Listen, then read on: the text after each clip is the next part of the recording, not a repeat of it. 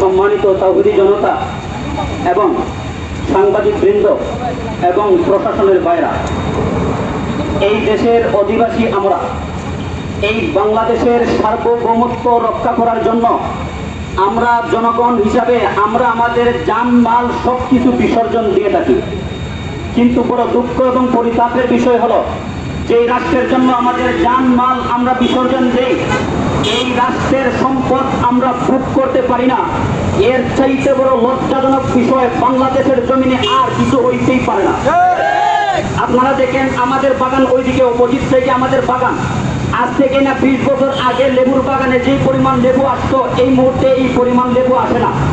এই পরিমাণ ফল আমরা গাছ থেকে আমরা পাই না। তার মূলে কারণ হলো, মাটির নিচ থেকে যখন গ্যাসটা যখন নিয়ে যাওয়া হয়, তখন মাটিটাকে একদম গরম করে ফেলে, যার কারণে ওই গাছের রস পায় না, যার কারণে আমরা এই গাছ থেকে আমরা ফল পাই না। তাহলে আমাদের ধন সম্পদ পর্যন্ত এই দেশের সার্বভৌমত্ব রক্ষার জন্য আমরা বিসর্জন দিয়ে থাকি, কিন্তু এই দেশের সম্পদ আমরা ভোগ করতে পারি না। এর চাইতে বড় কলঙ্কজনক ইতিহাস বাংলার জমিনের দ্বিতীয় কোনো কিছু হতে পারে না।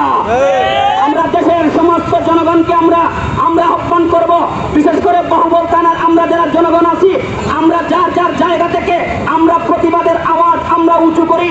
ইনশাআল্লাহ সর্বমহলের এই দেশের সরকারের উচ্চপদস্থ যারা কর্মকর্তাগণ আছেন, আশা করি আমাদের এই আওয়াজ তারা শুনতে হবে। যদি আমাদের এই আওয়াজ তারা না শুনেন, তাহলে দুর্দিন তাদের সামনে অপেক্ষা করতেছে।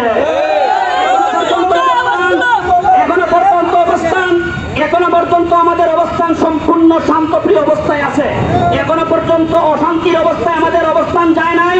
এই প্রাথমিক অবস্থায় যদি আমাদের এই দাবিটাকে গুরুত্ব দেওয়া না হয়, তাহলে এই অবস্থান যখন উচ্ছৃঙ্খলার পর্যায়ে চলে যাবে, তখন এই দেশের কর্মকর্তাগণ এই উচ্ছৃঙ্খলার দায় এড়ানোর সুযোগ তিন পরিমাণ তাদের কাছে থাকবে না।